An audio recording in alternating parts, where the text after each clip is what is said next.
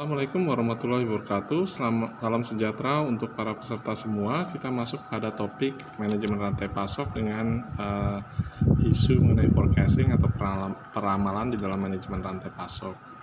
Nah, sasaran perkuliahan kali ini adalah diharapkan bahwa para peserta bisa melihat, mengetahui, dan memahami teknik dan strategi untuk forecasting atau peramalan dari manajemen rantai pasok, serta bagaimana menjelaskan implikasi atau dampak yang perlu diperhatikan, dipertimbangkan, dan dilakukan sebagai pelaksanaan strategi dari manajemen rantai pasok itu sendiri.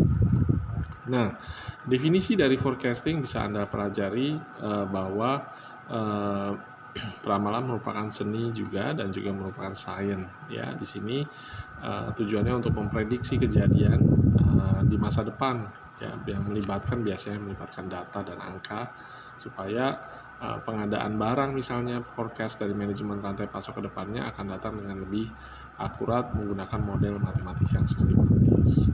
Nah, ada beberapa peramalan atau forecast, saya gunakan kata-kata forecast ya, di dalam manajemen rantai pasok. Sifatnya berdasarkan waktu, ya, jangka pendek, jangka menengah, dan jangka panjang. Nah, setiap produk itu kenapa perlu diramal? Karena setiap produk itu ada siklusnya, mulai introduction, pertumbuhan, pematangan, dan penurunan. Ya, oleh karena itu perlu diramalkan supaya jangan sampai ada siklus produknya terganggu. Ya, berbagai macam jenis peramalan itu kita bahas di sini, ada sesuai dengan demand-nya, peramalan ekonomi, forecast mengenai teknologinya. Apa sih yang kepentingannya menggunakan peramalan? Yaitu untuk sumber daya manusia, kapasitas dari produk dan jasanya, dan dalam kaitannya dengan kepentingan peramalan dalam kaitan dengan pengelolaan dari rantai pasok. Nah, ada beberapa langkah dalam sistem peramalan forecast yang bisa Anda lihat secara detail di halaman ke-9 ya. Mulai dari menetapkan tujuan peramalan, unsur-unsur apa yang harus diramal ya, serta memilih tipe model peramalannya. Lalu Anda perlu membuat forecast-nya dan divalidasi sebelum diterapkan. Nah, pendekatan dalam peramalan itu ada yang sifatnya kuantitatif, ada yang sifatnya kualitatif. Nah, tujuan dari metode kualitatif itu supaya ada proses untuk mengambil keputusannya itu ada backup-nya, ya, dengan berbagai metode, misalnya metode Delphi dan juga dengan menggunakan gabungan dari tenaga penjualan Salesforce Composite, ya. Juga bisa dilakukan dengan survei pasar, ya, consumer market survey. Kemudian kita juga mempelajari di sini tentang metode kuantitatif. Apa sih pendekatan-pendekatannya? Ada yang disebut pendekatan naik, model time series, ada yang model masuk disebut model asosiatif, ya. Definisi dari setiap model bisa Anda pelajari pada modul yang disediakan. Kemudian kita membahas mengenai dekomposisi time series, trennya bagaimana, musimnya bagaimana, musiman, ada produk yang berdasarkan musiman, siklusnya bagaimana, dan variasi acaknya. Ya. Selanjutnya kita membahas mengenai beberapa terms, pendekatan naif, ya, juga beberapa term definisi mengenai rata-rata bergerak. Contohnya juga saya setelah sampaikan di dalam modul. Ada konsep pembobotan yang didebatkan di dalam forecasting. Nah, pemilihan bobot ini berguna ya karena untuk merumuskan prioritas ya. Ada hal-hal yang tidak pasti di dalam forecasting juga ya. Contohnya bisa Anda lihat di halaman ke-19. Hasil dari peramalan juga bisa Anda lihat berdasarkan kalkulasi moving annual trade, itu pembobotan setiap tahun, ada pembobotan berdasarkan triwulan, quarterly ya.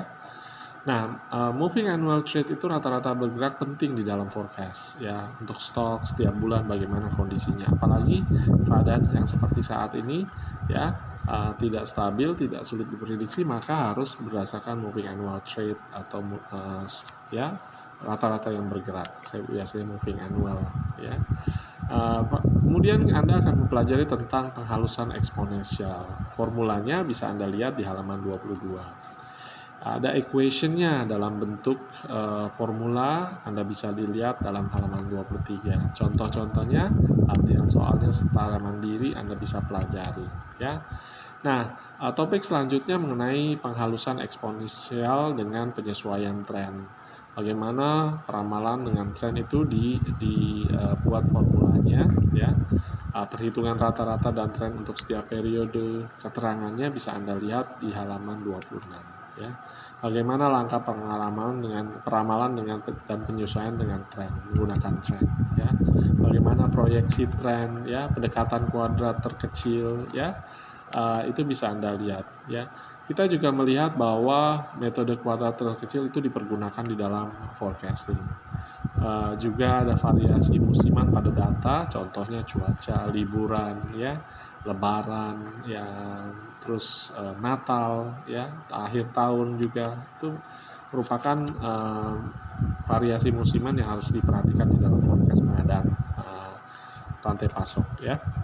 Bagaimana metode peramalan asosiatif juga bisa dipelajari di sini menggunakan analisa regresi, korelasi yang Anda bisa jumpai mulai di halaman 36. Ya.